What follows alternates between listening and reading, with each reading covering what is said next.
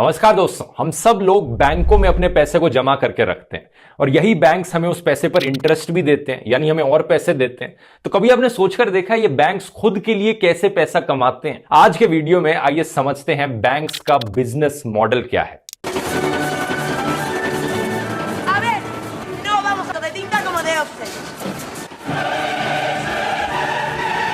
El trabajo mejor pagado de la historia, 2.400 millones de euros, tal vez más, todo dependía del tiempo que... थोड़ा सोचकर देखिए, banks आपके पैसे के साथ करते क्या है। ऐसा तो है नहीं कि आपसे पैसा लिया बैंक ने और एक बड़े से लॉकर में रखा, दो ताले लगाए और चाबी अपने पास रख ली और वो उस लॉकर में पैसा सेफ रहेगा आपका। ये तो फिल्मों में दिखाया जाता है, रियलिटी में ऐसा नहीं होता। बैंक्स आपके पैसे का इस्तेमाल करते हैं दूसरों को लोन देने के लिए, और उस लोन पर वो जो इंटरेस्ट रेट चार्ज करते हैं उससे इनकी कमाई होती है। थोड़ा एक सिंप्लीफाइड एग्जांपल से समझते हैं। ये है एक बैंक, इस बैंक में एक ही कस्टमर है और वो है आप इसमें 100 रुपए डिपॉजिट करते हैं और ये बैंक आपको 4% का इंटरेस्ट रेट देता है। आजकल सेविंग्स अकाउंट में यही इंटरेस्ट रेट चल रहा है, 4% का पर ईयर का होता है ये। तो ये 100 रुपए आपके बैंक के पास आ गए। अब बैंक इस 100 रुपए को किसी दूसरे आदमी को लोन पर दे देता है। उस दूसरे आदमी को घर खरीदना है अपना, तो उसके लिए इसने लोन लिया। ये बैंक उस दूसरे आदमी से 8% का इंटरेस्ट रेट चार्ज करता है। तो ये 100 रुपए बैंक के अब उस दूसरे आदमी के पास चलेगा। अब जब वो दूसरा आदमी बैंक को 108 रुपए वापस देगा तो बैंक आपको 104 रुपए वापस देगा और यहां पर हो गया बैंक के लिए प्रॉफिट 4 रुपए का। बेसिकली इसी तरीके से काम करता है ये। लेकिन एक बड़ा ही इंपॉर्टेंट सवाल है यहां पर, तब क्या होगा जब बैंक ने 100 रुपए उस दूसरे आदमी को लोन पर दे रखे हैं, लेकिन उसकी लोन देने की डेट अभी तक वापस आई नहीं है, लेकिन आपको अर्जेंटली अपने 100 रुपए वापस निकालने। ये 100 रुपए तो बैंक के पास है ही नहीं क्योंकि वहां लोन पर दिए जा चुके हैं, या फिर किसी भी रीजन की वजह से वो दूसरा आदमी लोन वापस पे ही नहीं कर पाता और आपके पैसे तो फिर गए। ऐसी सिचुएशन सही मायनों में बड़ी प्रॉब्लमैटिक होती है बैंक के लिए दोस्तों। ऑब्वियसली किसी भी बैंक में एक डिपॉजिटर और एक लोन लेने वाला तो होता नहीं है, ढेर सारे लोग होते हैं, लेकिन फिर भी हर एक बैंक ज्यादातर अपने पैसे को अपने पास जमा करके नहीं रखता, बल्कि उसे लोन में दे देता है लोगों को। इसलिए आरबीआई ने एक रूल रख रखा है कि जितना भी पैसा डिपॉजिटर्स ने डिपॉजिट कराया है एक बैंक में, उसका कम से कम 4% पैसा बैंक को अपने पास कैश रिजर्व में रखना पड़ता है। इस चीज को कहा जाता है कैश रिजर्व रेशियो। और आरबीआई सारे बैंकों का बॉस होता है, तो यहां पर बॉस डिसाइड करता है कि कैश रिजर्व रेशियो कितनी होनी चाहिए। ये टाइम के साथ साथ बदलती रहती है। कुछ टाइम पहले ये 3.5% के अराउंड थी, आज के दिन ये 4% चल रही है। इसके अलावा एक और चीज होती है स्टैट्यूटरी लिक्विडिटी रेशियो। आजकल ये रेशियो 18% पर चल रही है। ये वो रेशियो है जो आरबीआई बैंकों से कह रहा है कि कम से कम इतना परसेंट डिपॉजिट किया हुआ पैसा तुम्हें वहां पर डिपॉजिट करके रिजर्व रखना पड़ेगा जहां पर हम कहने लग रहे हैं। कुछ जगहें हैं जैसे कि गवर्नमेंट बॉन्ड्स या फिर गोल्ड रिजर्व्स हो गए, या फिर सिक्योरिटीज हो गई, या फिर पीएसयूज में इन्वेस्ट करना हो गया। तो इंडियन बैंकों के लिए आज के दिन अगर आप 18+4 22% पैसे को भूल जाओ तो बाकी बचा हुआ जो पैसा है सारे डिपॉजिट से बैंक उसका इस्तेमाल कर सकता है औरों को लोन देने में और अपने लिए प्रॉफिट कमाने में इस लोन के इंटरेस्ट रेट डिफरेंस से। अब आप पूछोगे कि ये भी कोई ज्यादा बड़ी रेशियो नहीं है। इसका मतलब यही हुआ कि जितना भी पैसा हमने डिपॉजिट कर रखा है बैंक में, उसका 70-80% बैंक किसी और को लोन में देने लग रहा है। अगर मैं सारा एक बारी में निकालना चाहूंगा, सारे डिपॉजिटर्स बैंक के सारा पैसा अगर एक बारी में निकालना चाहेंगे, तब क्या होगा? बैंक फेल हो जाएगा। तब इस चीज को बैंक रन कहा जाता है और किसी भी बैंक के लिए दुनिया में ये पॉसिबल नहीं हो पाएगा, क्योंकि किसी भी बैंक के पास ये सारा पैसा जो डिपॉजिट किया जाता है उसके पास वो कैश में नहीं रखा होता। लेकिन रियलिस्टिकली ऐसा कभी होता नहीं है, तो ये कोई डरने की बात नहीं है, अनलेस लोग पैनिक में आ जाए कोई खबर सुनकर और साथ में पैसा निकालना चाहे। लेकिन एक चीज जो जरूर होती है वो ये है कि बहुत सारे लोन बैंक ने दिए हैं और वो लोन बैड लोन बन गए। जिन लोगों को लोन दिए वो वापस नहीं चुका पा रहे और फिर बैंक के पास पैसा नहीं बचता अपने डिपॉजिटर्स को पे करने के लिए। ऐसा पास्ट में कई बैंकों के साथ हो रखा है। पहले पीएमसी बैंक के साथ सिचुएशन हुई थी, फिर यस बैंक के साथ ऐसी सिचुएशन हुई थी। हालांकि अभी सिचुएशन कंट्रोल में आ गई है और सरकार फिर कदम भी उठाती है इन्हें कंट्रोल में लाने के लिए। इसी रीजन से अक्सर ऐसी सिचुएशन में एक लिमिट लगा दी जाती है कि अब महीने में 50,000 से ज्यादा विड्रॉ नहीं कर सकते, जो इन बैंक के कस्टमर्स के साथ हुआ भी था। लेकिन एनीवेज अपने टॉपिक पर हम वापस आए तो बैंक्स की कमाई के लिए एक ये बहुत बड़ा जरिया है इंटरेस्ट रेट का डिफरेंस, जो इंटरेस्ट रेट बैंक देता है और जो इंटरेस्ट रेट बैंक लेता है। लेकिन उन देशों में क्या होगा जहां पर इंटरेस्ट रेट जो बैंक लेने लग रहा है लोन से वो बहुत कम है, जैसे कि जर्मनी जैसे देश, जहां पर अगर आप हाउसिंग लोन लोगे तो इंटरेस्ट रेट 1% के अराउंड है, कई केसेस में तो 0.4 0.5% का इंटरेस्ट रेट।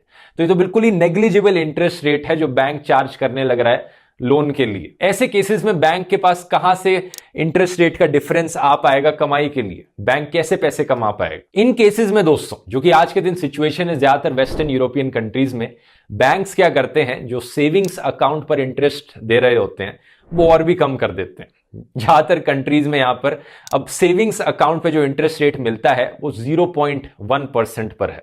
कई केसेस में तो बिल्कुल ही 0% है। बैंक कोई इंटरेस्ट नहीं देता आपको सेविंग्स अकाउंट खोलने के लिए। और दूसरा क्या हो जाता है, फिर बैंक महीने के पैसे चार्ज करने लग जाता है लोगों से बैंक अकाउंट खोलने के लिए। यानी अगर आपको बैंक इस्तेमाल करना है, अपने पैसे डिपॉजिट करके रखने हैं बैंक में, तो आपको मंथली पैसे देने पड़ेंगे बैंक में बस यही करने के लिए। इतना अनरियलिस्टिक नहीं है ये, क्योंकि ज्यादातर वेस्टर्न यूरोपियन कंट्रीज में ये ऑलरेडी होने लग रहा है। अब इसके अलावा दुनिया भर के बैंक्स के लिए दो और मेन कमाई के जरिए हैं। पहला, फीस और कमीशन से जो पैसा आ रहा है, जो अलग अलग टाइप की फीस चार्ज करी जाती है कि अगर एक मिनिमम अकाउंट बैलेंस आप मेंटेन नहीं कर रहे हैं तो आपसे फीस चार्ज करी जाती है। अलग अलग सर्विसेज जो आप बैंक की इस्तेमाल करने लग रहे हैं उसके लिए जो फीस चार्ज करी जाती है, वहां से भी कुछ पैसा आता है बैंक के लिए। हालांकि ये मेन कमाई का जरिया नहीं है। और दूसरा है इन्वेस्टमेंट्स जो बैंक करता है। बैंक खुद से भी पैसा इन्वेस्ट करने लग रहा है अलग अलग चीजों में। गवर्नमेंट बॉन्ड्स में इन्वेस्ट कर सकता है, गोल्ड में पैसा इन्वेस्ट कर सकता है, स्टॉक मार्केट में इन्वेस्ट कर सकता है, और वहां से जो पैसा आ रहा है बैंक के लिए वो भी एक बड़ा कमाई का जरिया होता है। और एक्सपेंसेस की बात करें तो बहुत हद तक खर्चा एक बैंक का होता है एम्प्लॉयज और मैनेजर्स की सैलरी पे करने पर। 30 से 40% तक खर्चा, जो सारे एक्सपेंसेस होते हैं वो यहां जा सकते हैं। वैसे अगर आप भी पैसे सेव अप करने की सोच रहे हैं किसी अपने बड़े गोल के लिए, आपको नया घर खरीदना है या नई गाड़ी खरीदनी है, आप ये कर सकते हैं कुवेरा ऐप के द्वारा। कुवेरा ऐप एक बढ़िया म्यूचुअल फंड्स में इन्वेस्ट करने की ऐप है, जिसका आर्टिफिशियल इंटेलिजेंस सॉफ्टवेयर आपको अपने आप बता देगा आपके गोल के हिसाब से कि कौन सा म्यूचुअल फंड आपके लिए बेस्ट रहेगा पैसे सेव अप करने के लिए।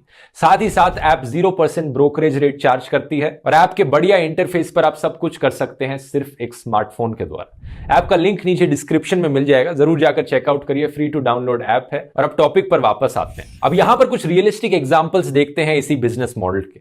दो बैंक्स ले लेते हैं। पहला है इंडिया का लार्जेस्ट बैंक एसबीआई और दूसरा इंडिया का लार्जेस्ट प्राइवेट बैंक एचडीएफसी। दिसंबर 2021 के फिगर्स के अकॉर्डिंग एचडीएफसी की टोटल वैल्यूएशन 8 लाख करोड़ की है और एसबीआई की टोटल वैल्यूएशन 4 लाख करोड़ की है। मार्केट शेयर इन बैंक्स का आप इस टेबल में देख सकते हो, जिसमें टॉप 5 बैंक्स के मार्केट शेयर दिखा रखे हैं। देश में जितने भी डिपॉजिट्स किए जा रहे हैं बैंक में, उसके 23.9% deposits state bank of India में करे जाते हैं और 8.5% एचडीएफसी बैंक में। और देश भर में जितने भी लोन्स दिए जा रहे हैं उसके 22.5% loans state bank of India के द्वारा दिए जाते हैं और एचडीएफसी के द्वारा 9.6।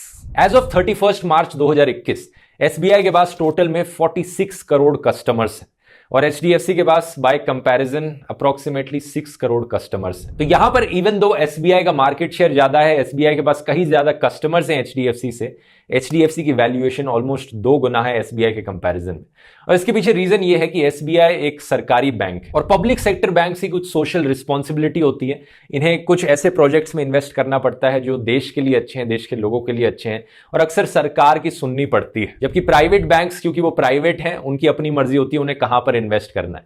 यही एक रीजन है कि प्राइवेट बैंक्स की वैल्यूएशन इतनी ज्यादा क्यों होती है पब्लिक सेक्टर बैंक्स के कंपैरिजन में। अब जो मैंने इंटरेस्ट डिफरेंस से आने वाले प्रॉफिट की बात करी थी कि कितना इंटरेस्ट बैंक दे रहा है और कितना इंटरेस्ट बैंक ले रहा है, इसे नेट इंटरेस्ट इनकम कहा जाता है। दोनों के बीच का डिफरेंस क्या है? अब इस चीज को अगर आप टोटल लोन से डिवाइड कर दोगे, टोटल एसेट्स जिससे बैंक ने पैसा कमाया, तो आपको मिलेगा नेट इंटरेस्ट मार्जिन। ये एक परसेंटेज है जिसके बेसिस पर आप जज कर सकते हो कि एक बैंक कितना प्रॉफिटेबल है, कितना अच्छा प्रॉफिट कमाने लग रहा है। तो अपने दोनों एग्जांपल्स का नेट इंटरेस्ट मार्जिन देखते हैं कितना है। फाइनेंशियल ईयर 21 क्वार्टर 3 की अगर बात करें तो एसबीआई के लिए ये है 3.34% और एचडीएफसी के लिए ये है 4.2%। तो एचडीएफसी कह सकते हो थोड़ा सा ज्यादा प्रॉफिटेबल है एसबीआई से। एक और इंटरेस्टिंग परसेंटेज यहां पर जो काफी इंपॉर्टेंट होती है, ग्रॉस एनपीए परसेंटेज, यानी कि टोटल लोन्स जो बैंक ने दिए हैं उसमें से कितने परसेंटेज बैड लोन्स बन चुके हैं, यानी चांसेस है कि वो लोन कभी वापस नहीं मिलने वाले। एसबीआई के लिए ये रेशियो है 4.77% और एचडीएफसी बैंक के लिए रेशियो है 1.32%। तो ये देखकर आप बता सकते हो कि एचडीएफसी की सिचुएशन कहीं ज्यादा बेहतर है। हालांकि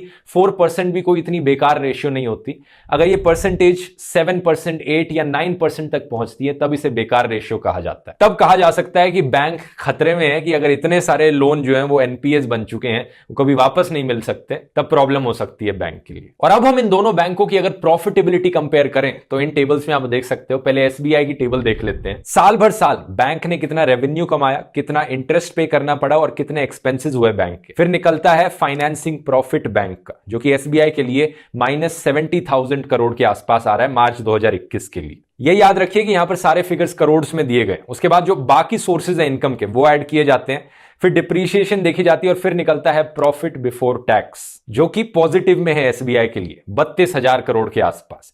टैक्स पे किया जाता है उस पैसे पर और फिर आता है नेट प्रॉफिट 22,000 करोड़ का। अब सेम टेबल हम एचडीएफसी बैंक के लिए देख सकते हैं, कितना रेवेन्यू आया, कितने इंटरेस्ट एक्सपेंसेस हुए और फाइनेंसिंग प्रॉफिट एचडीएफसी बैंक का एक्चुअली में पॉजिटिव में है। अनलाइक एसबीआई बैंक और जो अदर इनकम सोर्सेज हैं वो एचडीएफसी बैंक के लिए इतने ज्यादा नहीं है। तो नेट प्रॉफिट एचडीएफसी बैंक के लिए 31,000 करोड़ रुपीस के आसपास पड़ रहा है।